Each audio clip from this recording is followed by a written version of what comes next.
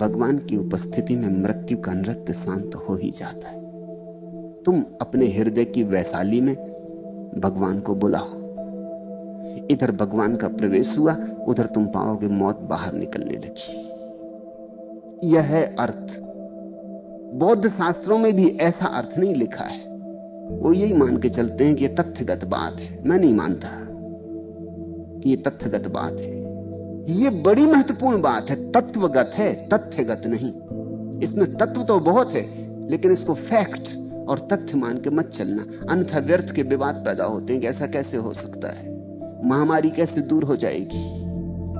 और कैसे दूर होगी? बुद्ध को खुद भी तो एक दिन मरना पड़ा।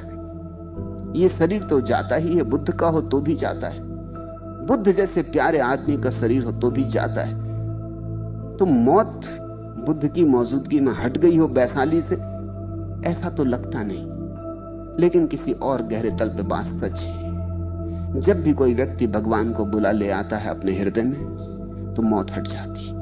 तुम्हें पहली दफा अमृत की प्रतीति होनी शुरू होती। भगवान की मौजूदगी में तुम्हारे भीतर पहली दफे वे स्वर उठते हैं जो शाश्वत के, एस धम्मो सनातन। तुम्हें एक दृष्टि का नया आयाम खुलता हुआ मालूम पड़ता है। हमने देह के साथ अपने को एक समझ लिया है, तो हम मरण धर्मा हो गए। हम भूल ही गए हैं कि हम देह नहीं हैं, देह में जरूर है। हमें स्मरण नहीं रहा है कि हम मिट्टी के दिए नहीं हैं। मिट्टी के दिए में जलती हुई जो चिन्मय ज्योति है, वही है। तुम्हारे भीतर जो जागरण है, होश है, चैतन्य है, वही तुम हो। देह तो मंदिर है, तुम्हारा देवता भीतर विराजमान है। और देवता मंदिर नहीं है। देवता के हटते ही मंदिर कचरा हो जाएगा, यह भी सच है, मगर देवता के रहते मंदिर मंदिर है। जैसे ही तुम्हारी अंतर्दृष्टि बदलती, तुम्हें अपने साक्षी भाव का स्मरण आता, वैसे ही अमृत का प्रवेश होता है। तो मैं तो इसका ऐसा अर्थ करता हूं, तत्वगत। तथ्यगत मुझे चिंता नहीं। मैं कोई ऐतिहासिक नहीं हूं और मेरे मन में तथ्यों का कोई बड़ा मूल्य नहीं है। मैं तथ्यों को हमेशा तत्वों की सेवा में लगा देता हूं। भगवान की उपस्थिति में मृत्यु का नंगा नृत्य धीरे धीरे शांत हो गया था। हो ही जाना चाहिए, हो ही जाता है। जैसे ही याद आनी शुरू होती कि मैं आत्मा हूं, कि मैं परमात्मा हूं, कि मेरे भीतर दिव्य ज्योति जल रही, वैसी ही देह की बात समाप्त हो गई। फिर जो तुम्हारे मां बाप से पैदा हुए तुम, वह तुम न रहे, तादात्म्य टूट गया। तुम तो वह हो गए जो सदा से हो। तुम्हारे मां बाप भी न थे, तब भी तुम थे। तुम्हारी देह मिट्टी में गिर जाएगी, फिर भी तुम रहोगे। उसकी जरा सी याद आती है, सब बदल जाता है। मृत्यु पर तो अमृत की ही विजय हो सकती है, और जिसको अमृत का उपलब्धि हो गई है, उसकी मौजूदगी में सरलता से घट जाता है। इसलिए सत्संग का बड़ा मूल्य है। महामारी तो सभी नगरियों में फैली है, सभी नगरियां वैशाली है। तुम भी छोटे मोटे नहीं हो, तुम भी एक बड़े नगर हो। एक एक व्यक्ति एक एक नगर है। हमारे पास जो शब्द है पुरुष, वो बहुत बहुमूल्य। पुरुष उसी से बना है जिससे पुर, नगर। पुरुष का मतलब होता है तुम एक पूरे नगर हो, और तुम्हारे नगर में छिपा हुआ, बसा हुआ मालिक है पुरुष। वैज्ञानिकों से पूछो तो वो कहते हैं एक शरीर में कम से कम 7 करोड़ जीवाणु है। 7 करोड़। बंबई छोटी नगरी है, बंबई से समझो कि 14 गुने ज्यादा। एक शरीर में 7 करोड़ जीवाणु है, 7 करोड़ जीवन। उन सब के बीच में तुम बसे हो। नगर तो हो ही, वैशाली छोटी रही होगी, और इस नगर में जल्दी ही मौत आने वाली है, महामारी आने वाली है। उसके कदम तुम्हारी तरफ पड़ी रहे। इस बीच अगर तुम्हें कभी भी कहीं भी भगवत्ता का साथ मिल जाए, किसी भी ऐसे व्यक्ति का साथ मिल जाए जिसके भीतर घटना घट गई हो, तो उसकी मौजूदगी तुम्हें तुम्हारी गर्द से उठाने लगेगी। सिर्फ मौजूदगी। सत्संग का अर्थ होता है गुरु कुछ करता नहीं, करने का यहां कुछ है भी नहीं, किया कुछ जा भी नहीं सकता, लेकिन उसकी मौजूदगी, सिर्फ उसकी उपस्थिति, उसकी तरंगें तुम्हें सोते से जगाने लगती। तुमने देखा ना, कोई नाचता हो, तुम्हारे पैर में थाप पड़ने लगती, कोई हंसता हो, तुम्हारे भीतर हंसी फूटने लगती। कोई उदास हो, तुम्हारे भीतर उदासी घनी हो जाती। 10 आदमी उदास बैठे हो, तुम जब आए थे तो बड़े प्रसन्न थे, उनके पास बैठ जाओगे, उदास हो जाओगे। तुम बड़े उदास थे, 10 आदमी बड़े खिलखिला के हंसते थे, गपशप करते थे, तुम आए, तुम अपनी उदासी भूल गए, तुम भी हंसने लगे। किसी जागरूक पुरुष के सत्संग में जो उसके भीतर घटा है, वो तुम्हारे भीतर तरंगित होने लगता है। हम अलग अलग नहीं हैं, हम एक दूसरे से जुड़े हैं, हमारे तंतु एक दूसरे से गुथे हैं। अगर तुम किसी भी व्यक्ति के साथ हो जाओ तो जैसा वो व्यक्ति है वैसे तुम होने लगोगे। इसलिए अपने से छोटे व्यक्तियों का साथ मत खोजना। अक्सर हम खोजते हैं क्योंकि अपने से छोटे के साथ एक मजा है, क्योंकि हम बड़े मालूम होते। अपने से छोटे के साथ एक रस है, अहंकार की तृप्ति मिलती। दुनिया में लोग अपने से छोटे का साथ खोजते रहते, अपने से बड़े के साथ तो अड़चन होती। तुमने सुना ना, ऊंट जब हिमालय के पास पहुंचा तो उसे बड़ा दुख हुआ। उसने हिमालय की तरफ देखा ही नहीं, उसने रास्ता बदल के वापस अपने मरुस्थल में लौट आया। ऊंट को हिमालय के पास बड़ी पीड़ा होती, क्योंकि ऊंट को पहली दफा पता चलता है अरे मैं कुछ भी नहीं। ऊंट को तो रेगिस्तान जमता है, जहां वो सब कुछ है, सबसे ऊंची चीज है। अक्सर ये होता है, ये मन की एक बहुत बुनियादी प्रक्रिया है कि हम अपने से छोटे को खोज लेते। ये रोज होता है, सब दिशाओं में होता है। राजनेता अपने से छोटे छोटे भाइयों को खोज लेते। अपने से छोटे लोगों पर ही अपने अहंकार को बसाया जा सकता है, और कोई उपाय नहीं। सत्संग का अर्थ है अपने से बड़े को खोजना, वो मन की प्रक्रिया के विपरीत जाना, वो ऊर्ध्वगमन है, वो मन का नियम तोड़ना है। क्योंकि अगर अपने से छोटे को खोजा तो तुम्हारा अहंकार मजबूत होगा, अपने से बड़े को खोजा तो तुम्हारा अहंकार विसर्जित होगा। अपने से बड़े को खोजा तो उसकी दूर जाती हुई किरणें तुम्हें भी दूर ले जाने लगेंगी। उसके भीतर हुआ प्रकाश तुम्हारे भीतर सोए प्रकाश को भी तिल मिला देगा। उसकी चोट तुम्हें जगाएगी, सिर्फ मौजूदगी।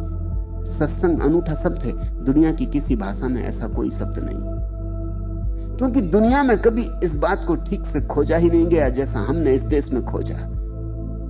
सत्संग अनूठा शब्द है, इसका मतलब है सिर्फ उसके साथ हो जाना जिससे सत्य मिल गया हो, सिर्फ उसके पास हो जाना, बैठ जाना, चाहे चुप बैठे रहो तो भी चलेगा। उसके संग साथ हो लेना, उसके और अपने बीच की दीवारें गिरा देना, अपने ऊपर कोई रक्षा का इंतजाम न करना, अपने हृदय को खोल देना कि अब जो हो। उसकी तरंगों को अपने भीतर आने देना, उसकी स्वर लहरी को गूंजने देना। धीरे धीरे तुम उसमें डुबकी लगा लोगे। उसको अमृत मिला है, तुम्हें भी अमृत की तरफ पहले पहले अनुभव आने शुरू हो जाएंगे, झरोखा खुलेगा। मृत्यु पर तो अमृत की ही विजय हो सकती है। फिर जल भी बरसा,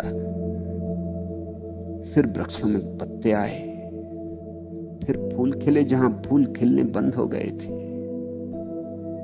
जहां जीवन सूखा जा रहा था वहां नए पल्लव लगे। एक जीवन है बाहर का और एक जीवन है भीतर का। सत्संग की वर्षा हो जाए तो भीतर के जीवन में फूल आने शुरू होते। वे ही फूल वास्तविक फूल हैं, क्योंकि वे टिकेंगे, उनकी सुगंध सदा रहेगी। सुबह खिले सांझ मुरझा गए, ऐसे फूल नहीं, खिले तो खिले फिर मुरझाते नहीं। इस कथा को दोनों तल पे समझना।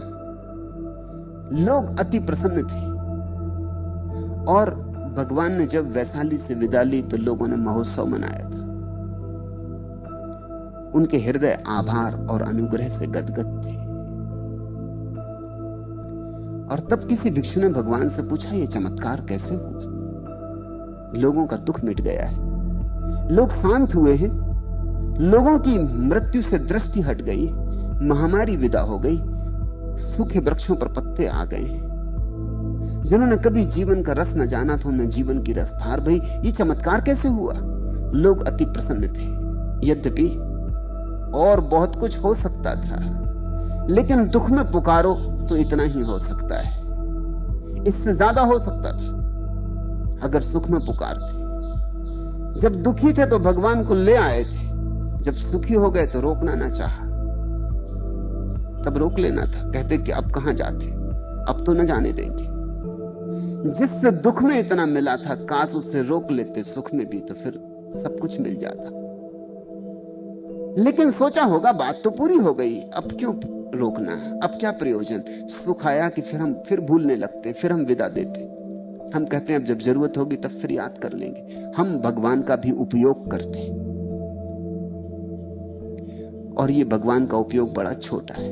ये तो ऐसे ही जैसे कोई तलवार से एक चींटी को मारे। चींटी को मारने के लिए तलवार की क्या जरूरत है। भगवान की मौजूदगी से सिर्फ दुख मिटे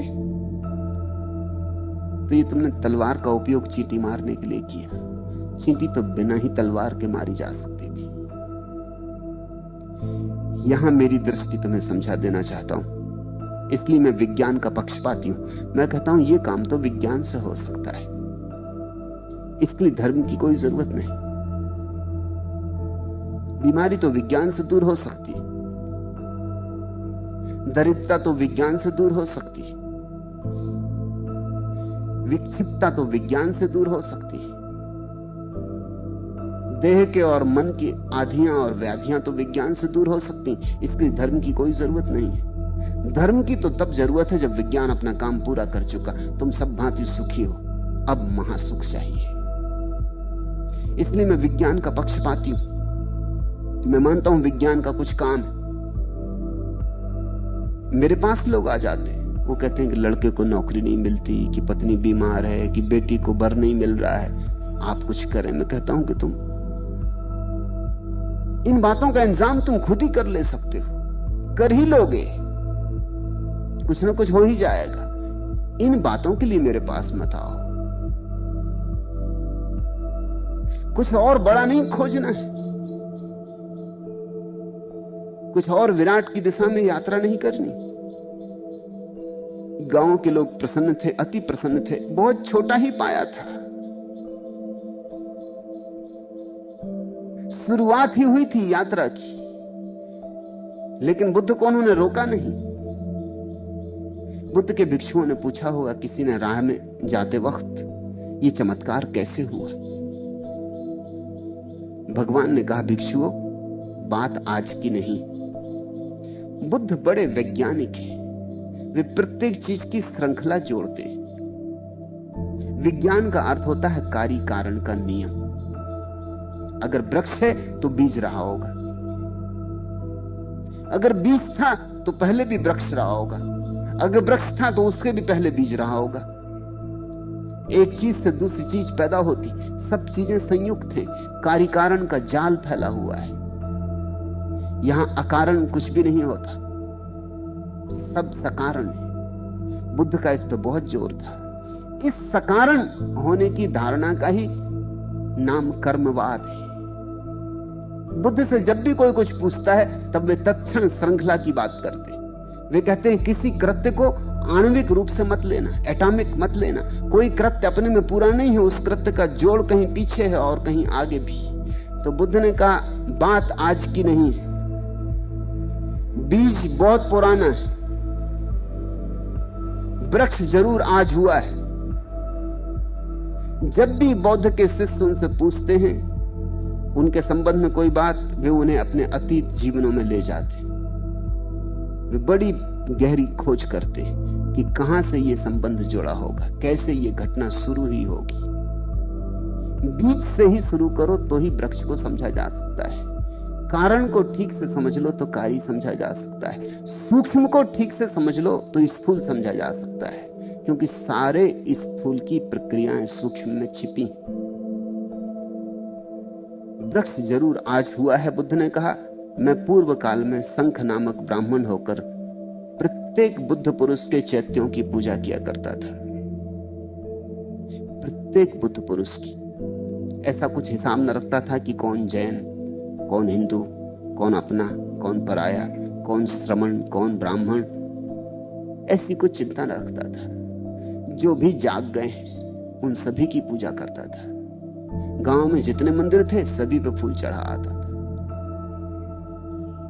ऐसी निष्पक्ष भाव से मेरी पूजा थी। कुछ बहुत बड़ा काम ना था, लेकिन बुद्ध ने कहा उसका ही जो बीज मेरे भीतर पड़ा रहा, उससे ही चमत्कार हुआ है। वो जो निष्पक्ष भाव से पूजा की थी, वो जो निष्कपट भाव से पूजा की थी, अपना पराया ना देखा था, वही बीज खिल के आज इस जगह पहुंच गया है कि मैं अमृत को उपलब्ध हुआ हूं, और जिनका मुझसे साथ हो जाता है, जो मुझे किसी भी कारण पुकार लेते हैं अपने पास, उनको भी अमृत की झलक मिलने लगती, उनके जीवन से भी मृत्यु विदा होने लगती। मैं प्रत्येक बुद्ध पुरुष के चैत्यों की पूजा किया करता था, और ये जो कुछ हुआ उसी के विपाक से हुआ है। जो उस दिन किया था वह तो अल्प था, अत्यल्प था, लेकिन उसका ऐसा महान फल हुआ है। बीज तो होते भी छोटे ही हैं, पर इससे पैदा हुए वृक्ष, छोटे से बीज से पैदा हुए वृक्ष आकाश के साथ होड़ लेते।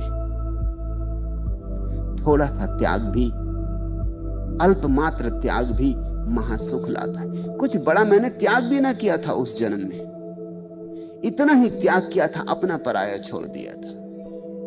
सभी जागृत पुरुषों को बेशर्त आदर दिया था। समझते हो, ये धार्मिक आदमी का लक्षण। छोटा मत समझना ऐसे, बुद्ध कितने ही कहें कि अल्पमात्र, ये छोटा नहीं है। तुम मस्जिद के सामने से ऐसे गुजर जाते हो जैसे मस्जिद है ही नहीं। तुम गुरुद्वारे के सामने से ऐसे निकल जाते हो जैसे गुरुद्वारा है ही नहीं। अगर तुम मुसलमान हो तो हिंदू का मंदिर तुम्हें दिखाई नहीं पड़ता। अगर तुम हिंदू हो तो जैन का मंदिर तुम्हें दिखाई नहीं पड़ता। ये धार्मिक होने का लक्षण न हुआ, ये तो राजनीति हुई। ये तो समूह और संप्रदाय और धारणा और सिद्धांत से बंधे होना हुआ। धार्मिक व्यक्ति तो जहां भी दिए जले, जिसके भी दिए जले, वे सभी दिए परमात्मा के। फिर नानक का दिया जला हो गुरुद्वारे में तो कोई फर्क नहीं पड़ता, वहां भी झुकाएगा। फिर राम का दिया जला हो राम के मंदिर में, वहां भी झुकाएगा। फिर कृष्ण का दिया हो वहां भी झुकाएगा। फिर मोहम्मद का दिया हो वहां भी झुकाएगा। धार्मिक व्यक्ति ने तो एक बात सीख ली है कि जब भी कहीं कोई दिया जलता है तो परमात्मा का ही दिया जलता है। बुझे दिए संसार के, जले दिए भगवान के। बुझे बुझो में भेद होगा, जले जलो में कोई भेद नहीं। बुझा दिया एक तरह का, दूसरा बुझा दिया दूसरे तरह का। मिट्टी अलग होगी, कोई चीनी का बना होगा, कोई लोहे का बना होगा, कोई सोने का बना होगा, कोई चांदी का बना होगा। स्वभावतः मिट्टी का दिया और चांदी के दिए में बड़ा फर्क है। लेकिन जब ज्योति जलेगी तो ज्योति कहीं चांदी की होती कि सोने की होती कि मिट्टी की होती? ज्योति तो सिर्फ ज्योति की होती। ज्योति को जो देखेगा उसको तो सभी जले दियों में एक ही ज्योति का निवास दिखाई पड़ेगा। एक ही सूरज उतर आया है, एक ही किरण प्रविष्ट हो गई है। इसको बुद्ध तो कहते हैं अल्प, लेकिन मैं न कहूंगा अल्प, क्योंकि यह अल्प भी हो नहीं रहा है। लोग सोच के जाते अपना मंदिर, अपना गुरु, अपना शास्त्र। दूसरे का मंदिर तो मंदिर ही नहीं, दूसरे के मंदिर में जाना तो पाप। ऐसे शास्त्र हैं इस देश में, जैन शास्त्रों में लिखा है, ऐसा ही हिंदू शास्त्रों में भी लिखा है कि अगर कोई पागल हाथी तुम्हें रास्ते पे मिल जाए, जैन शास्त्र कहते हैं, और तुम मरने की हालत में आ जाओ और पास में ही हिंदुओं का देवालय हो, तो हाथी के पैर के नीचे मर जाना बेहतर, लेकिन हिंदुओं के देवालय में शरण मत लेना। ऐसा ही हिंदू के शास्त्र भी कहते, ठीक यही का यही। पागल हाथी के पैर के नीचे दब के मर जाना बेहतर है, लेकिन जैन मंदिर में शरण मत लेना। अगर जैन मंदिर के पास से निकलते हो और जैन गुरु को समझा रहा हो तो अपने कानों में उंगलियां डाल लेना, सुनना मत। ये धार्मिक आदमी के लक्षण, तो फिर अधार्मिक के क्या लक्षण होंगे? बुद्ध कहते हैं कुछ और मेरी विशिष्टता न थी। जब मैं शंख नामक ब्राह्मण था किसी जन्म में, तो मेरी इतनी ही विशिष्टता थी, छोटी ही समझो, बीज मात्र, कि मैं सभी बुद्ध पुरुषों को नमस्कार करता था, सभी चैत्यों में जाता, सभी शिवालयों में जाता और प्रार्थना कराता था, पूजा कराता था। मैंने कोई भेदभाव ना रखा था। उस अभेद दृष्टि से ही धीरे धीरे बीज फैला। जो अभेद को देखेगा वो एक दिन अभेद को उपलब्ध हो जाएगा। जिसने मिट्टी के दियों का हिसाब रखा वो दियों में ही पड़ा रहेगा। जिसने ज्योति देखी वो एक दिन ज्योतिर्मय हो जाएगा। तुम जो देखते हो वही हो जाते हो। दृष्टि एक दिन तुम्हारे जीवन की सृष्टि हो जाती है। तो बुद्ध कहते हैं आज ये जो चमत्कार हुआ इसका बीज बड़ा छोटा है। अब समझना, मैंने इसलिए कहा कि दो तल पर यह कथा है। एक तल पर तो बुद्ध का आना महामारी से भरी हुई वैशाली में, वो एक तल है। फिर दूसरा तल है भिक्षुओं का बुद्ध से पूछना। बुद्ध कोई अवसर नहीं चूकते। उन्होंने अपने भिक्षुओं को भी संदेश दे दिया कि कैसा भाव होना चाहिए। अगर कभी तुम अमृत को उपलब्ध करना चाहते हो, मृत्यु के विजेता होना चाहते हो, वस्तुतः जिन होना चाहते हो, तो भेद मत करना। सभी बुद्ध पुरुष, सभी जागृत पुरुष एक ही सत्य को उपलब्ध हो गए। इस बीज को अपने भीतर जितने गहराई में डाल सको डाल देना। इसी से किसी दिन वृक्ष पैदा होगा, फूल लगेंगे। ठीक समय, ठीक अवसर पर तुम्हारे जीवन में वसंत आ जाएगा। तब न केवल तुम्हारे भीतर वसंत आएगा, तुम जहां से गुजर जाओगे वहां भी वसंत की हवा बहेगी। तुम जिनके साथ खड़े हो जाओगे उनके भीतर भी ज्योति पैदा होगी। तुम जिनको हाथ पकड़ लोगे उनका जीवन से छुटकारा होना शुरू हो जाएगा। तुम्हारा जो सहारा पकड़ लेंगे तुम उनके लिए नाव बन जाओगे। थोड़े सुख के परित्याग से यदि अधिक सुख का लाभ दिखाई दे तो धीर पुरुष अधिक सुख के ख्याल से अल्प सुख का त्याग कर दे। और बुद्ध ने कहा ये छोटा सा गणित याद रखो कि कभी कभी ऐसा होता है कि आज हमें लगता है कि इसमें खूब सुख है और हमें यह भी दिखाई पड़ता है कि अगर इसका त्याग कर दें तो कल अनंत गुना सुख हो सकता है। लेकिन वो कल होगा तो हम आज के ही सुख को पकड़ लेते, कल के अनंत गुने को छोड़ देते। इसलिए हम दीन रह जाते, दरिद्र रह जाते। समझो कि तुम्हारे पास मुट्ठी भर अन्न है, तुम आज खा लो उसे तो थोड़ा सा सुख मिलेगा। लेकिन अगर तुम इसे बो दो तो शायद 2-4 महीने प्रतीक्षा करनी पड़ेगी, लेकिन बड़ी फसल पैदा होगी, शायद साल भर के लायक भोजन पैदा हो जाए। तो बुद्ध कहते हैं बुद्धिमान कौन है? बुद्धिमान वह है जो अल्प को छोड़ के विराट को उपलब्ध करने में लगा रहता है, जो जीवन के आत्यंतिक गणित पर सदा ध्यान रखता है कि जो मैं कर रहा हूं इसका अंतिम फल क्या होगा। आज का ही सवाल नहीं है, इसका आत्यंतिक परिणाम क्या होगा। स्वभावतः उस दिन जब बुद्ध संघ नाम के ब्राह्मण थे थोड़ी अड़चन हुई होगी। अगर जैनों के मंदिर में गए होंगे तो हिंदुओं ने कहा होगा तू वहां क्यों जाता, ब्राह्मण थे, कष्ट हुआ होगा। अगर हिंदुओं के मंदिर में गए होंगे तो जैनों ने कहा होगा कि तू तो हमारे मंदिर में आता, वहां क्यों जाता, कष्ट हुआ होगा। गांव में शायद पागल समझे जाते होंगे।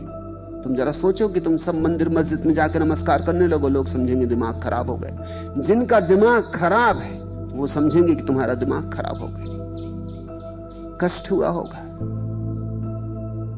प्रतिष्ठा गंवाई होगी, लोगों ने पागल समझा होगा। लेकिन बुद्ध कहते हैं वो छोटा सा त्याग था। क्या फर्क पड़ता है कि लोगों ने पागल समझा? क्या फर्क पड़ता था अगर लोग समझते कि मैं पागल नहीं हूं? कुछ भी फर्क नहीं पड़ता था। लेकिन उसका जो परिणाम हुआ व्यापक है। जब गंगा पैदा होती तो बूंद बूंद पैदा होती, गोमुख से गिरती गंगोत्री, तुम अपनी मुट्ठी में संभाल ले सकते हो। फिर रोज बड़ी होती जाती, बड़ी होती जाती। जब गंगा सागर में गिरती है तुम विश्वास भी ना कर सकोगे कि ये वही गंगा है जो गोमुख से गिरती, जो गंगोत्री में बूंद बूंद टपकती, जिसको तुम मुट्ठी में बांध ले सकते थे। ये वही गंगा है, पहचान नहीं आती। बीज छोटा, वृक्ष बहुत बड़ा हो जाता। बुद्धिमान व्यक्ति अल्प सुख को छोड़ता चले महासुख के लिए। छोटे को न पकड़े, क्षुद्र को न पकड़े, विराट पर ध्यान रखे। दूसरे को दुख देकर जो अपने लिए सुख चाहता है वह वैर चक्र में फंसा हुआ व्यक्ति कभी वैर से मुक्त नहीं होता। और बुद्ध ने कहा सुख तो सभी चाहते हैं, मगर सुख की चाह में एक बात ख्याल रखना, पहला तो सूत्र कहा, अल्प सुख को छोड़ देना महासुख के लिए। दूसरा सूत्र कहा, यह ख्याल रखना कि सुख तो चाहना, लेकिन दूसरे के दुख पर तुम्हारा सुख निर्भर ना हो। दूसरे के दुख पर आधारित सुख तुम्हें अंततः दुख में ही ले जाएगा, महादुख में ले जाएगा। हम जो जीवन में दुख भोग रहे हैं, वो हमने कभी ना कभी उन सुखों की आकांक्षा में पैदा कर लिए थे जिनके कारण हमें दूसरों को दुख देना पड़ा था। दूसरों के लिए खोदे गए गड्ढे एक दिन स्वयं को गिराते। मैं एक गांव में ठहरा हुआ था। उस रात उस गांव में एक बड़ी अनूठी घटना घट गई, फिर मैं उसे भूल ना सका। छोटा गांव, बस एक ही ट्रेन आती और एक ही ट्रेन जाती, तो 2 बार स्टेशन पे चहल पहल होती। आने वाली ट्रेन दिन को 12 बजे आती, जाने वाली ट्रेन रात को 2 बजे। स्टेशन पे भी कुछ ज्यादा लोग नहीं, एक स्टेशन मास्टर है, एक आध पोर्टर है, एक आध और आदमी क्लर्क है। कोई ज्यादा यात्री आते जाते भी नहीं। उस रात ऐसा हुआ कि एक आदमी रात की गाड़ी पकड़ने के लिए सांझ स्टेशन पे आया। वो बार बार अपने बैग में देख लेता था। स्टेशन मास्टर को संदेह हुआ, शक हुआ कि कुछ बड़ा धन लिए हुए। वो अपने बैग को भी दबाए था, एक क्षण को भी उसे छोड़ता नहीं था। आदमी देखने से भी धनी मालूम पड़ता था। रात 2 बजे ट्रेन जाएगी, मन में बुराई आई। उसने पोर्टर को बुला के कहा कि ऐसा कर, 2 बजे रात तक कहीं भी इसकी जरा भी झपकी लग जाए, और 8 बजे रात के बाद तो गांव में सन्नाटा हो जाता। गांव भी कोई 2 मील दूर। इसको खत्म करना है। पोर्टर ने कुल्हाड़ी ले ली और वो घूमता रहा कि ये कब सो जाए, मगर वो भी आदमी जागा रहा। पोर्टर को झपकी आ गई, और जब पोर्टर को झपकी आ गई तो वो आदमी जिस बेंच पे बैठा था उससे उठ के उसको नींद आने लगी थी, तो अपना बैग लेके वो टहलने लगा प्लेटफॉर्म पर। इस बीच स्टेशन मास्टर आके उस बेंच पर लेट गया जिस पे वो धनी लेटा था। पोर्टर की आंख खुली, देखा कि सो गया। उसने आके गर्दन अलग कर दी। स्टेशन मास्टर मारा गया। सुबह गांव में खबर आई। मैं उसे भूल नहीं सका उस घटना को। इंतजाम उसी ने किया था, मारा खुद ही गया। जीवन में करीब करीब ऐसा ही हो रहा है। जो दुख तुमने दूसरों को दिए हैं वो लौट आएंगे, जो सुख तुमने दूसरों को दिए हैं वो भी लौट आएंगे। दुख भी 1000 गुने होकर लौट आते हैं, सुख भी 1000 गुने होकर लौट आते हैं। इसलिए बुद्ध कहते हैं, दूसरा सूत्र याद रखना, सुख बन सके तो दे देना, अगर सुख न दे सको तो कम से कम दुख मत देना। दूसरों को दुख मत देना, अपना सुख ऐसा बनाना कि तुम पर ही निर्भर हो, दूसरे के दुख पर निर्भर ना हो। फर्क समझो।